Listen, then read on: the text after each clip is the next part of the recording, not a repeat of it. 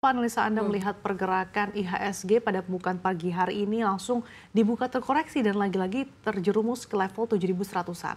Baik, sebenarnya ini memang bukan hanya IHSG ya yang sedang mengalami penurunan karena mayoritas seperti di Bursa Asia, kemudian sampai pasar kripto juga banyak yang ditutup merah begitu ya.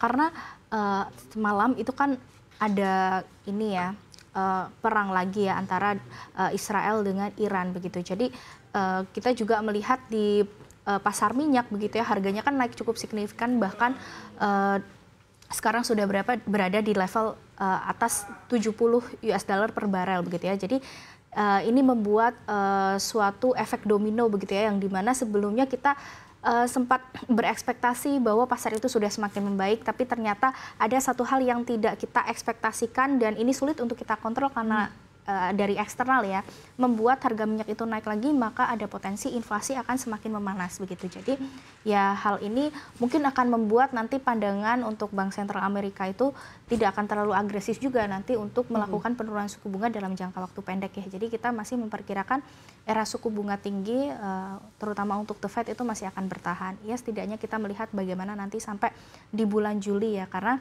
berarti dari pertengahan Juni ini sampai dengan Juli nanti akan ada juga fase negosiasi ya yang masih berlanjut ya, dan mungkin nanti di awal-awal Juli kita akan menerima data bagaimana soal tarif juga seperti itu. Oke, baik, kita kan lihat bersama-sama begitu ya, ketegangan geopolitik ini kan semakin memanas. Kalau misalkan kita lihat setelah serangan Israel ke wilayah Iran, sebenarnya apakah dengan dibukanya IHSG langsung anjlok begitu, apakah ini respon langsung dari investor melihat perkembangan yang nanti akan dilihat secara rasa-rasanya ini memang tidak akan bagus untuk pasar begitu? Seperti apa? Mungkin saya lihat short term memang tidak bagus ya, ini akan meningkatkan volatilitas yang ada di pasar. Tapi kita akan melihat sejauh mana IHSG mampu menahan dari level penurunan ini ya, karena saya lihat untuk support terdekat di level 7.000 itu masih ditahan di situ. Dan sebenarnya menarik ya jika IHSG ini turun, karena kita sudah mengalami rally yang cukup signifikan begitu. Di bulan Mei kita naik lebih dari 6% begitu kan, kemudian sempat beberapa waktu ini ranging kembali ke 7.200-an lagi. Jadi saya rasa jika ada penurunan paling tidak sampai 7.000, kita bisa memilah-milah emiten-emiten mana yang masih murah, fundamental masih bagus, terutama di beberapa indeks besar ya seperti LQ45 atau IDX 30 untuk kita cicil beli lagi. Jadi ya memang ada resiko eksternal seperti geopolitik saat ini, tetapi kita juga mencermati bahwa sebenarnya kondisi ini merupakan suatu perpanjangan yang sudah terjadi sebelumnya begitu ya, karena memang kita perlu akui bahwa ketegangan di Timur Tengah, kemudian juga di berbagai negara seperti Rusia, Ukraina, ini kan memang sudah terjadi dalam beberapa tahun kebelakang ini, dan memang tahun ini diekspektasikan akibat ketegangan geopolitik, kemudian inflasi yang memanas sampai dengan era suku bunga tinggi yang berkelanjutan, efeknya itu akan membuat perlambatan ekonomi dunia ya. Bahkan kemarin Bank Dunia juga sudah mengekspektasikan penurunan yang lebih tajam dari sebelumnya 2,7%-an menjadi 2,3. Jadi ini merupakan suatu respon yang cukup wajar ya oleh pelaku pasar begitu. Oke, tapi mencermati sentimen penyerangan Israel terhadap fasilitas nuklir Iran, seberapa besar sih sentimen ini turut akan menekan laju IHSG ke depannya? Karena kalau kita lihat sebetulnya sentimen utama akhir-akhir ini kan adalah terkait negosiasi Amerika Serikat kemudian dengan negara-negara lain. Tapi saat ini stepnya sudah lebih maju, step ahead, Amerika Serikat dan China sudah tampak mulai mendingin, tapi ini ada kabar buruk lagi nih. Apakah memang nantinya IHSG akan terperosok lagi di bawah 7.000 ke depannya?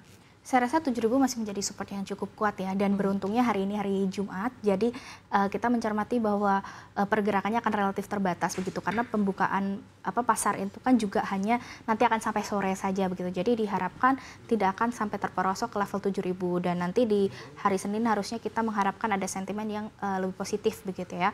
Kemudian terkait dengan penyerangan ini ya, mungkin yang akan lebih terasa itu di minyak, tapi kita ambil sisi positifnya ya, karena harga minyak itu kan naik.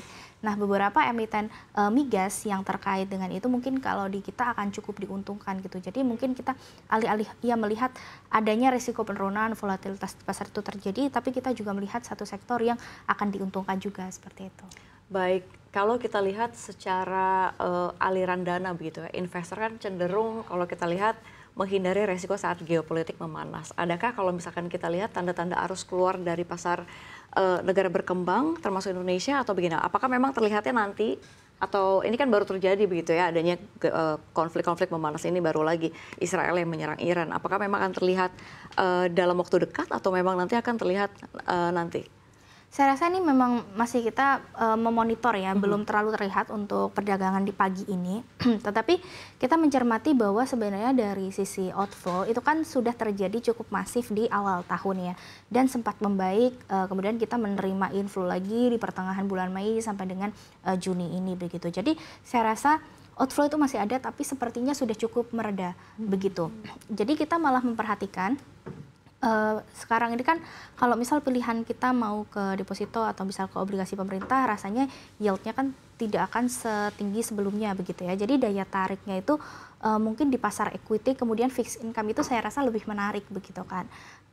Apalagi untuk institusi, dan beberapa institusi besar seperti JP Morgan mereka kan sudah menaikkan rating ya dari netral ke overweight begitu ya. Jadi mungkin ya secara cepat atau lambat di second half ini saya rasa tetap akan ada aliran masuk, tetapi ada resiko-resiko eksternal seperti geopolitik, kemudian suku bunga ini kan memang tidak bisa kita kontrol yang dari luar. Tetapi kita mengharapkan fase dari penurunan suku bunga itu mungkin akan terasa nanti ya, atau akan berlangsung di sekitar September. Mungkin di bulan Juni Juli ini kita masih harus sabar-sabar dulu. Walau begitu saya lihat sebenarnya kalau seasonality IHSG ya, Juni itu 70% ditutup positif, kemudian Juli itu 100% ditutup positif. Tapi kita harus manage ekspektasi juga karena di bulan Mei kan sudah naik kencang. Jadi kalau Juni ada koreksi ya saya rasa ini malah masih menjadi wajar momentum ya, wajar dan momentum untuk peluang masuk lagi. Oke. Tapi Tasya tadi kan ada sempat mention kalau misalkan dengan adanya ketegangan geopolitik Israel-Iran ini yang diuntungkan adalah komoditas minyak gitu ya. Tapi apakah ini sudah juga akan tercermin bagi pergerakan emiten-emiten di sektor migas? Saya masih memonitor juga ya sejauh ini bagaimana, tapi kalau kita melihat harga komoditas yang tadi saya lihat sempat spike ke 7% ya, untuk Brent sempat ke 73 US dollar per barrel, jadi saya rasa mungkin short term itu bisa dimanfaatkan untuk trading buy di saham-saham minyak. Ya disclaimer on juga, contohnya seperti MEDC, ELSA dan sebagainya begitu ya, jadi itu masih bisa kita perhatikan.